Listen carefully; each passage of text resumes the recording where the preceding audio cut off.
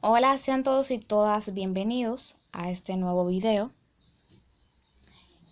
Este grupo está formado por José Andrés Linares, Rudelania Guillén y una servidora, Nazaret Silva.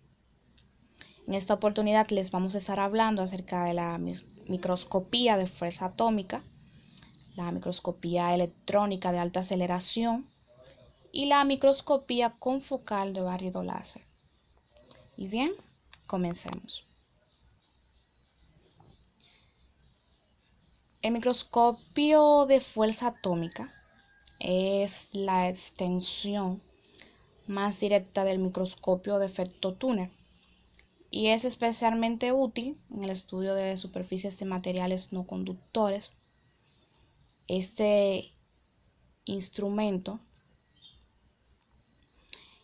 en lugar de detectar la corriente túnel entre la punta y la muestra, controla la fuerza que experimenta la punta al aproximarse a la superficie del material. La microscopía de fuerza atómica se está utilizando para estudiar materiales y dar respuestas a preguntas necesarias para resolver problemas relacionados con los materiales, por ejemplo, su procesado. Además, se ha empleado en el estudio de materiales relacionados con un amplio abanico de tecnologías, como la de las industrias de electrónica, de telecomunicaciones, biológicas, químicas, aeroespaciales, energéticas, entre otras. Los materiales que se investigan suelen ser recubrimientos finos y gruesos, cerámicas, materiales compuestos, vidrios, membranas sintéticas y biológicas, metales, polímeros y otros materiales semiconductores. Microscopio de fuerza atómica también se está utilizando para realizar estudios de abrasión, adhesión, limpieza, corrosión, fricción, lubricación, pulido, entre otras cosas.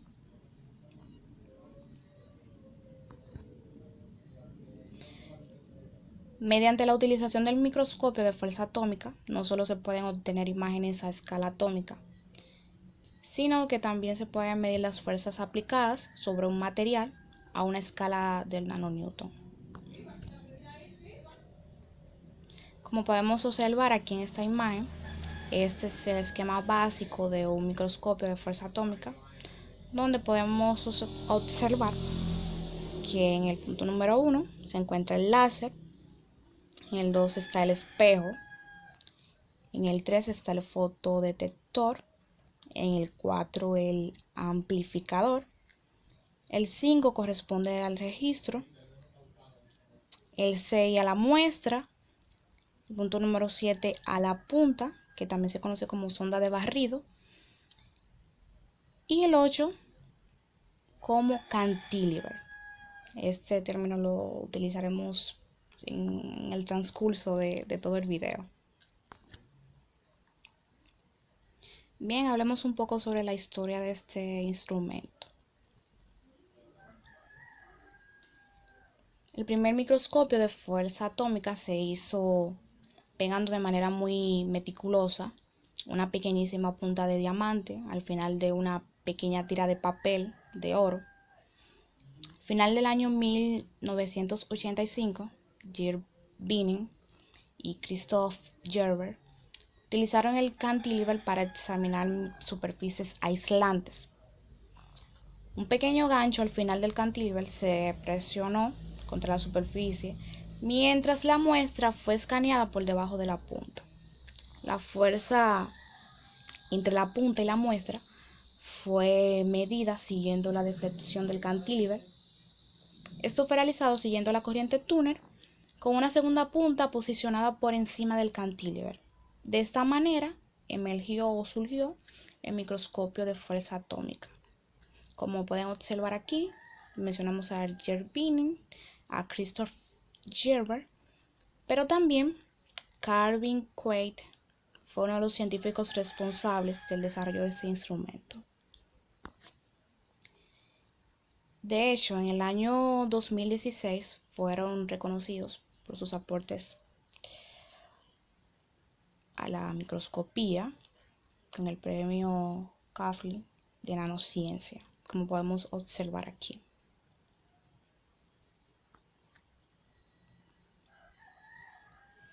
Bien, hablemos de la manufactura de puntas. Sin el desarrollo de la manufactura de puntas, probablemente el microscopio de fuerza atómica se habría convertido en una simple curiosidad de muchos grupos de investigación. Fue un reciente graduado el que fabricó el primer microcantilever de silicio y midió la estructura atómica del nitruro de boro. Hoy en día el dispositivo cantilever o punta, que es la misma punta, se fabrica a partir de silicio o nitruro de silicio. La era del microscopio de fuerza atómica comenzó finalmente cuando el grupo de Zurich mostró la imagen de un patrón de silicio 7x7. Cuando el mundo de la ciencia de superficies conoció de una nueva herramienta para la microscopía de superficies, que es esta que está en nuestras manos ahora. Desde varios años los microcantilevers se han utilizado, se han perfeccionado y este instrumento se ha ido mejorando con ayuda de científicos e ingenieros.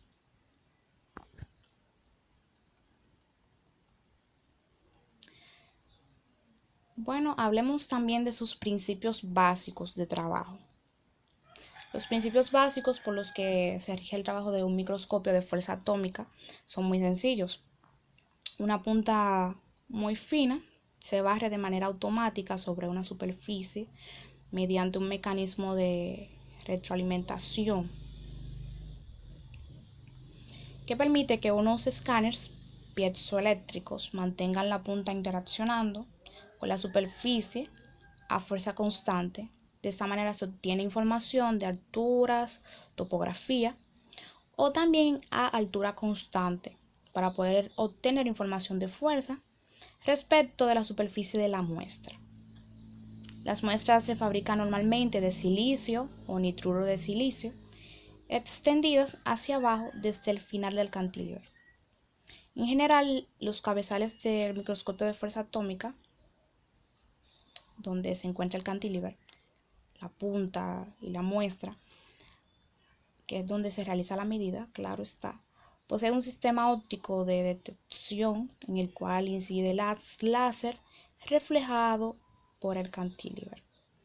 Un láser de diodo se focaliza sobre la parte trasera del cantilever reflectante a medida que la punta barre la superficie de la muestra, moviéndose hacia arriba o hacia abajo también, según el contorno superficial.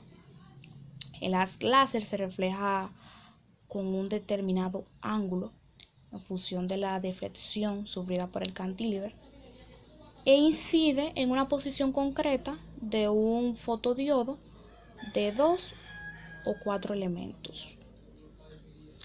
El fotodetector mide la diferencia en intensidad de luz entre los fotodetectores superficiales superiores y los inferiores, como entre los fotodetectores de la derecha y los de la izquierda. Una retroalimentación a partir de la señal diferencial relativa del fotodiodo a través del control mediante un programa de ordenador. Permite que la punta se mantenga a fuerza constante o altura constante sobre la muestra. En el modo de fuerza constante, el transductor piezoeléctrico da lugar en tiempo real a una desviación de altura. En el modo de altura constante, lo que se recoge es la fuerza de deflexión sobre la muestra. Este último modo de operación requiere de que se inserten parámetros de calibración de la punta de barrido, la sensibilidad del cabezal del microscopio de fuerza atómica durante la calibración de fuerza del microscopio.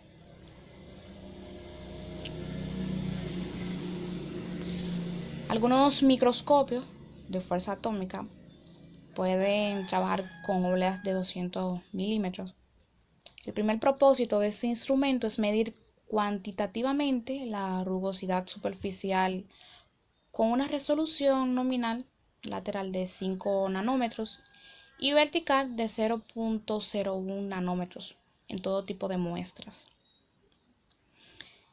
Dependiendo del diseño del microscopio de fuerza atómica, los escáneres se utilizarán para trasladar tanto la muestra bajo el cantilever como el cantilever sobre la muestra, barriendo de cualquiera de las dos maneras. Se mide la altura local de la muestra. De esta manera se obtienen mapas tridimensionales de la topografía de la superficie, representando la altura local de la muestra frente a la posición horizontal y vertical de la punta.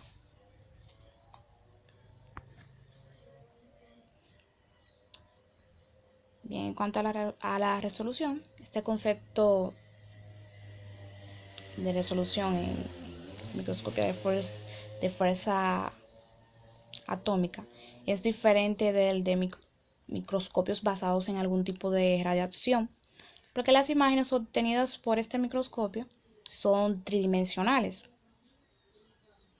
En cuanto a la resolución, se considera para la microscopía como la capacidad para distinguir dos puntos separados en una imagen. Pero en este caso específico, la microscopía de fuerza atómica, esto va a ser la denominada resolución lateral, ya que al ser imágenes tridimensionales las que se obtienen, será necesario considerar además una resolución vertical. Existe una distinción importante entre imágenes obtenidas mediante ondas y las obtenidas mediante técnicas de barrido de una sonda. La primera está limitada por problemas de difracción y las últimas principalmente por la geometría de la sonda y de la muestra. Normalmente, la anchura de una molécula de ADN se utiliza como medida de la resolución porque se conoce un diámetro de 2.0 nanómetros en la forma B. Algunos de los mejores valores para el microscopio de fuerza atómica son de 3 nanómetros para una forma de DNA en propano. Desafortunadamente, esta definición de resolución puede no ser propia, ya que la altura de la muestra y la geometría de la punta pueden afectar con claridad. De hecho, muchos científicos o autores han visto que en el radio de curvatura de la punta el que influye de manera significativa en la capacidad de resolución del microscopio. Tipos de puntas. Las puntas del microscopio de fuerza atómica se elaboran mediante procesos de microfabricación, pudiéndose obtener puntas con radios de curvatura entre 1 a 10 nanómetros. Las dimensiones de la microplanta, donde se encuentra el cantilever, varían entre 50 y varios centenares de micras, determinando esta longitud su dureza final, es decir, la constante de fuerza del cantilever, y por tanto, dependiendo de la aplicación o la superficie a analizar, se elegirá una sonda u otra, existiendo múltiples combinaciones entre la geometría y dimensiones de la punta y la longitud del cantilever.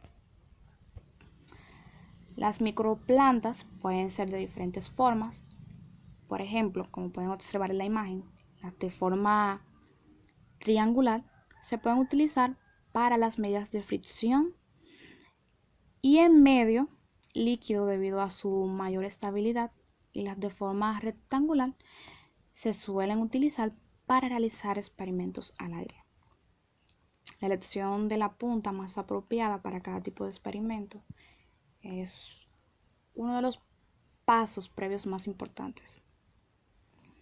La circunstancia que limita en gran medida la elección son las condiciones de alta temperatura. A veces las puntas se fabrican con recubrimientos finos de un material reflectante, lo que permite un aumento de la reflectividad. que es muy importante en medios donde la reflectividad disminuye, como por ejemplo en el agua. Las puntas de nitruro de silicio no pueden ser utilizadas en ensayos a alta temperatura debido a los diferentes coeficientes de expansión térmica entre el material de la punta y el del cantilever, ya que se generaría tensiones en la punta, provocando un momento de torsión sobre ella que puede llegar a partirla. Por este motivo, las puntas utilizadas en este tipo de experimentos serán de un único material, generalmente de silicio. Llegamos a una parte muy importante, son los modos de trabajo más comunes de este tipo de microscopio. Y bien, aquí está el modo de contacto. El modo de contacto es aquel en el que la punta barre la muestra en contacto con la superficie, contacto cercano con la superficie. Y este fue el modo con el que se trabajó desde sus inicios con el microscopio de fuerza. La fuerza en las puntas es repulsiva con un valor medio de 10 menos 9 newton. Y esta fuerza se ajusta presionando el cantilever contra la superficie de la muestra con un elemento piezoeléctrico de posicionamiento. Algo que es necesario tener en cuenta cuando se trabaja con el modo de contacto es que en atmósfera ambiente las superficies de las muestras están recubiertas por una capa de gases absorbidos que consisten en vapor de agua y nitrógeno, con espesores que oscilan entre los 10 a 30 monocapas. Cuando la punta toca esta capa contaminante, se forma un menisco y el cantilever es estirado hacia abajo por la tensión superficial hacia la superficie de la muestra. La magnitud de la fuerza depende de los detalles de la geometría de la muestra, pero es típicamente del orden de 100 nanonewton. Este menisco de fuerza y otras fuerzas atractivas se pueden neutralizar trabajando con la punta o toda la muestra totalmente sumergidas en un líquido. Existen muchas ventajas de trabajar con el microscopio de fuerza atómica, teniendo la muestra del cantilever sumergido en un líquido. Estas ventajas incluyen la eliminación de fuerzas capilares, la reducción de fuerzas de Van der Waals y la capacidad para estudiar procesos tecnológicamente y biológicamente importantes e interfaces sólido-líquido. Sin embargo, hay también algunas desventajas cuando se trabaja en un ambiente líquido, como pueden ser escapes en el dispositivo de medida, degradación de muestra, entre otras. Además, una gran cantidad de muestras que incluyen semiconductores y aislantes que pueden atrapar carga electrostática. Esta carga puede contribuir a una fuerza adicional atractiva entre la punta y la muestra. Todas estas fuerzas se combinan para definir una fuerza mínima normal que puede ser aplicada de manera muy controlada entre la punta y la muestra. Esta fuerza normal crea una importante fuerza de fricción medida que la punta barre la muestra. En la práctica se observa que estas fuerzas de fricción son de lejos más destructivas que las fuerzas normales y pueden dañar la muestra, insensibilizar la sonda del cantilever, distorsionando por tanto los datos resultantes. O sea que hay un desequilibrio en los resultados, puede haberlo. Un intento de evitar estos problemas es utilizar el modo de no contacto, que es con el que trabajaremos ahora. Este tipo de modo se utiliza en situaciones en las que el contacto con la punta puede alterar la muestra.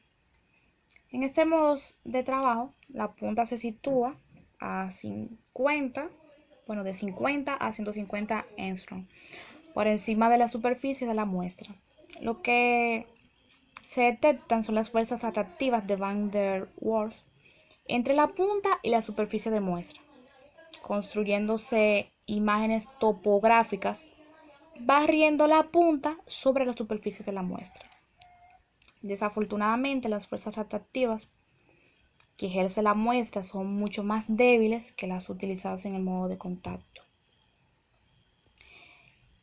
por lo que es necesario generar una pequeña oscilación entre la punta de manera que se puedan detectar las pequeñas fuerzas entre la punta y la muestra mediante la medida de cambios en la amplitud, fase o frecuencia de la oscilación del cantilever en respuesta a gradientes de fuerza procedentes de la muestra. En general, la capa fluida de contaminante es sustancialmente más gruesa que el rango de fuerza de Van der Waals y por tanto los intentos de obtener verdaderas imágenes con el método de no contacto fallan en el momento de que la punta oscilante se ve atrapada en la capa de fluido o se encuentra situada más allá del rango efectivo de fuerzas que intenta medir. Entonces también tenemos el modo de contacto intermitente o tapping. El modo tapping o contacto intermitente es la herramienta más avanzada en el microscopio de fuerza atómica. Este método tan potente permite una resolución en imágenes topográficas de superficies de muestras que pueden dañarse con facilidad. El modo tapping está libre de problemas asociados a fricción, adhesión, fuerzas electrostáticas y otras dificultades. Este modo trabaja en atmósfera ambiente mediante oscilación del cantilever a su frecuencia de resonancia o cercana a ella, utilizando un cristal piezoeléctrico. El movimiento del piezo provoca que el cantilever oscile con una elevada amplitud, en general mayor de 20 nanómetros, cuando la punta no está en contacto con la superficie. La punta oscilante entonces se mueve hacia la superficie hasta que comienza a tocar ligeramente o golpear la superficie. Durante el barrido, la punta con oscilación vertical contacta y se eleva de una manera alternativa, generalmente a una frecuencia de 50.000 a 500.000 ciclos por segundo. Durante el contacto intermitente de la punta con la superficie, la oscilación del cantilever se ve reducida debido a la pérdida de energía causada por el propio contacto. La reducción de la amplitud de oscilación se utiliza para identificar y medir las características superficiales. Por último, vamos a hablar sobre dos tipos de imágenes que se pueden obtener utilizando el método tapping. Y estas son las imágenes topográficas y las imágenes de contraste de fase que trataremos más adelante. Pero primero hablaremos sobre las imágenes topográficas. Durante esta operación o este modo de trabajo, la amplitud de oscilación del cantilever se mantiene constante mediante un bucle de retroalimentación. La selección de la frecuencia óptima de oscilación se realiza mediante la ayuda de un programa de ordenador, computadora, y la fuerza sobre la muestra ajusta automáticamente y se mantiene al menor nivel posible. Cuando la punta pasa sobre una montaña en la superficie, el cantilever tiene menos espacio para oscilar y la amplitud de oscilación disminuye. Por el contrario, cuando la punta pasa por un agujero, el cantilever posee más espacio para oscilar y la amplitud aumenta.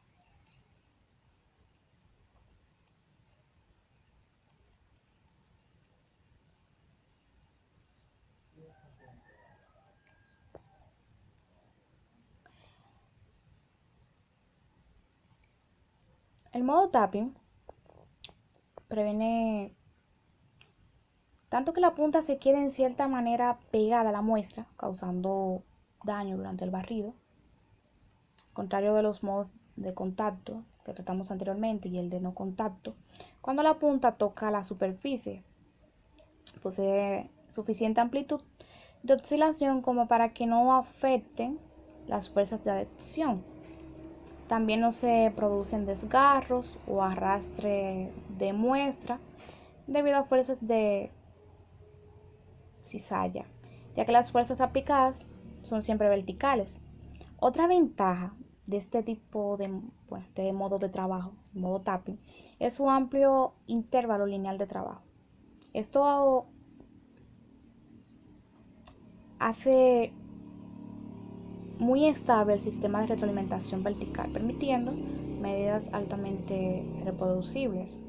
El modo tapping en fluidos tiene las mismas ventajas como las que tiene cuando se trabaja en atmósfera, ambiente o vacío. Sin embargo, los fluidos tienden a disminuir la frecuencia normal de resonancia del cantilever.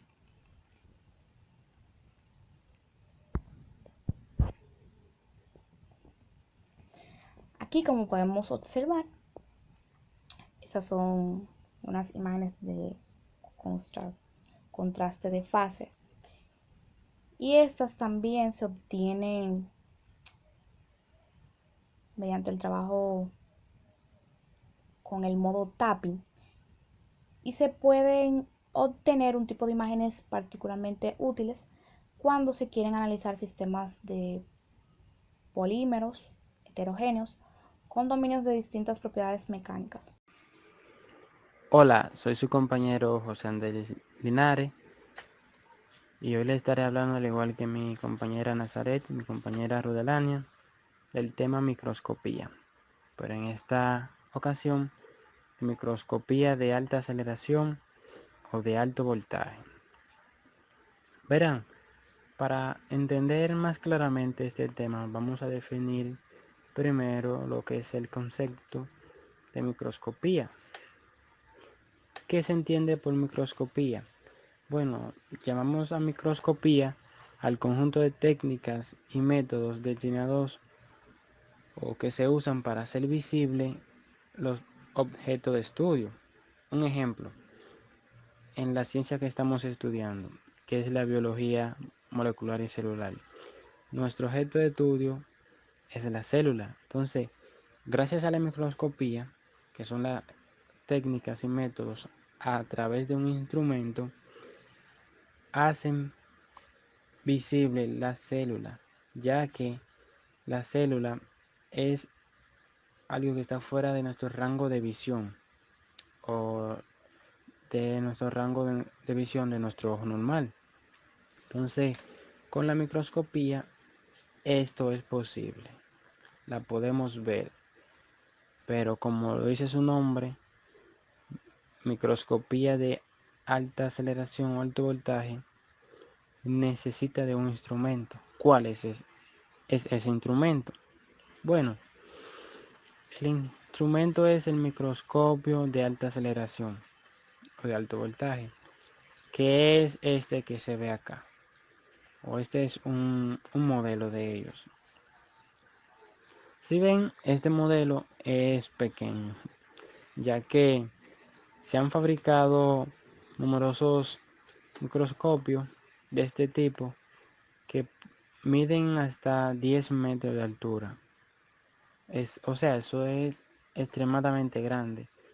10 metros de altura equivale a una casa de 3 pisos.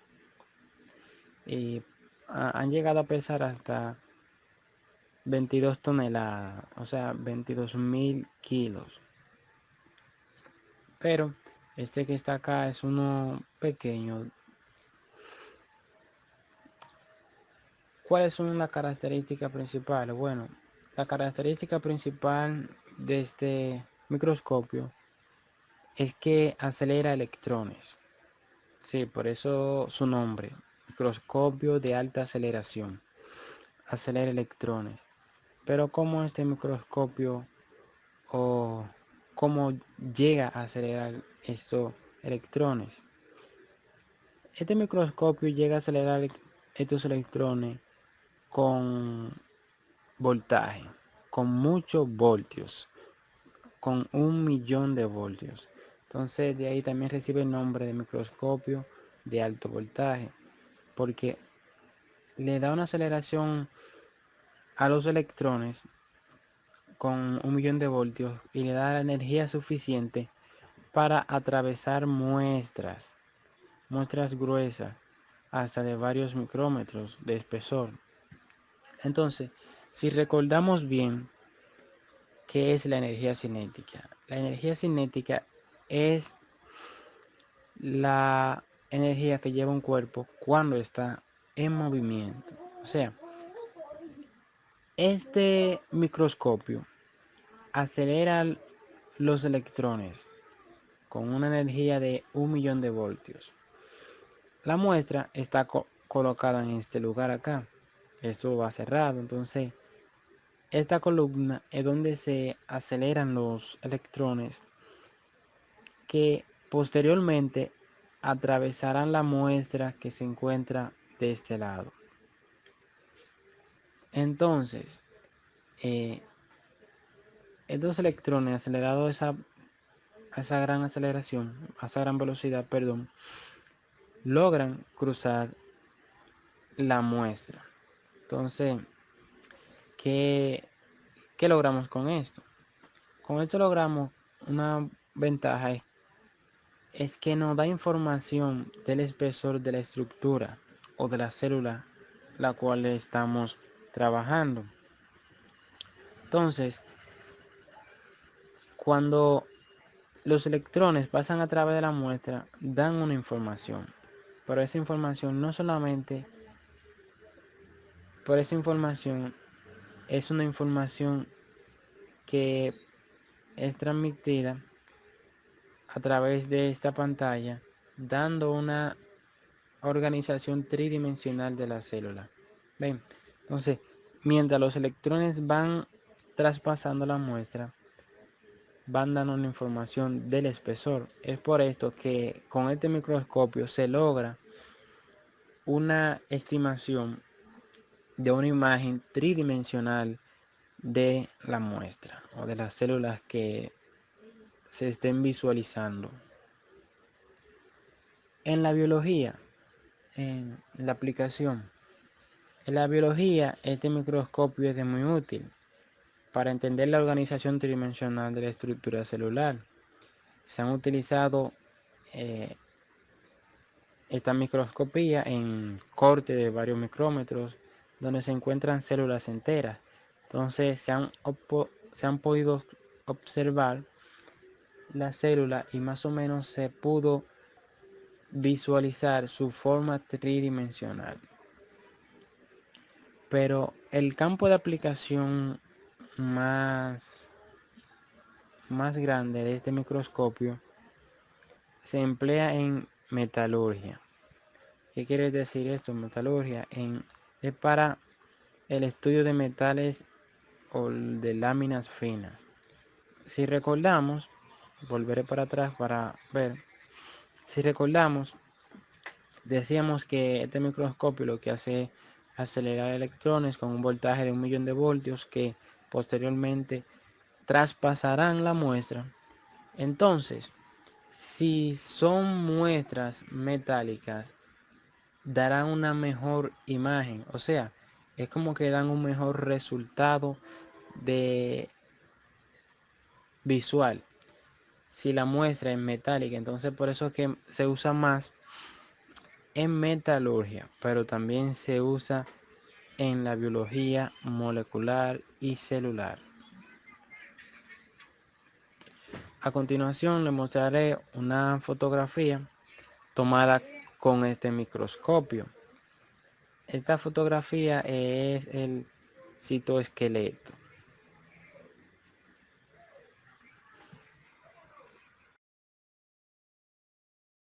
Hola, soy Rudelania Guillén Lara y para continuar les voy a estar hablando acerca de la microscopía confocal de barrido láser. En esta exposición se abarcarán los fundamentos de ese tipo de microscopía, y sus aplicaciones. La microscopía confocal de barrido láser es un equipo de última generación y nos permite caracterizar las estructuras de determinadas muestras. Esas muestras pueden ser orgánicas e inorgánicas fluorescentes. Recordemos que la fluorescencia es aquella propiedad que tienen algunas sustancias de reflejar la luz con mayor longitud de onda que la recibida, cuando están expuestas a ciertos rayos de espectro. El inventor de este tipo de microscopía fue Marvin Minsky, que en el año 1955, al estudiar las neuronas, este científico estadounidense inventó el microscopio confocal de barrido láser. Ahora vamos a ver los avances que ha permitido este tipo de microscopía. La microscopía confocal es una tecnología que permite observaciones a una mayor resolución, también mayor contraste y nitidez. Y en comparación con las imágenes que se pueden lograr con la microscopía óptica convencional, pues este tipo de microscopía permite obtener imágenes de mayor calidad.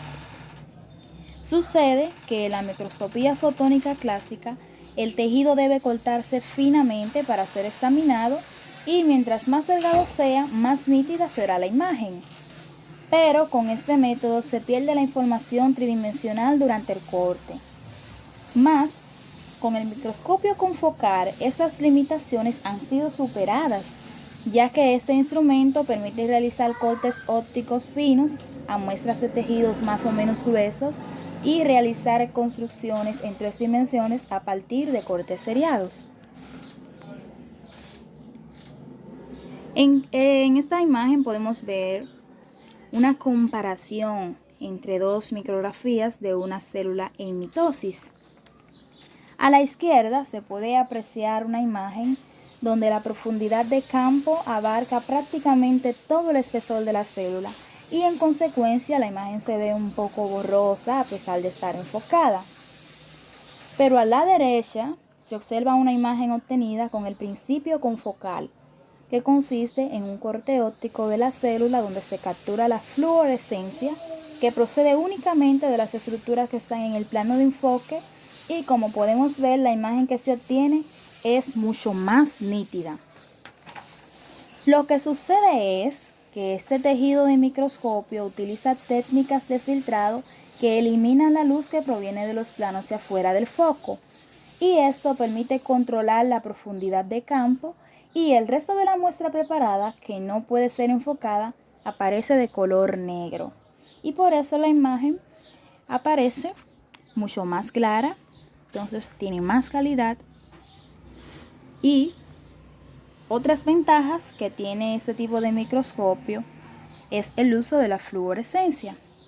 También que enfoca solo un plano del espécimen y elimina la información proveniente de los planos que no están enfocados en el espécimen. Y construye en 3 dimensiones la estructura observada, a diferencia de cómo sucede con la microscopía fotónica clásica, que esta no nos permite construir imágenes en 3 dimensiones, pero con la microscopía confocal esto sí es posible. Ahora bien, observen bien esta imagen, porque a partir de ellas vamos a entender cómo funciona la microscopía confocal de barrido láser. Lo que sucede es que el rayo láser, que es esta luz azul, es filtrado por un agujero y un espejo dicroico. Como pueden ver, el rayo láser es filtrado por un agujero y un espejo dicroico. Luego es enfocado mediante un lente objetivo sobre el espécimen y estimula la fluorescencia presente en el espécimen. Esta es la luz verde. Aquí pueden ver el objetivo y el espécimen.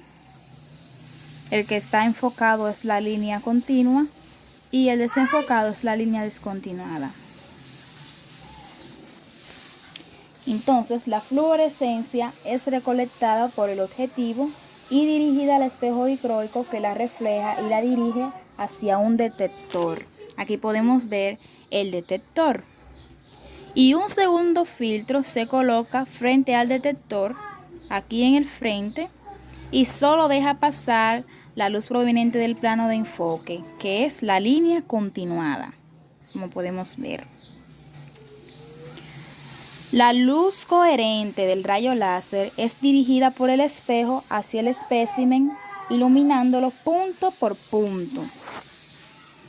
La luz de rayo láser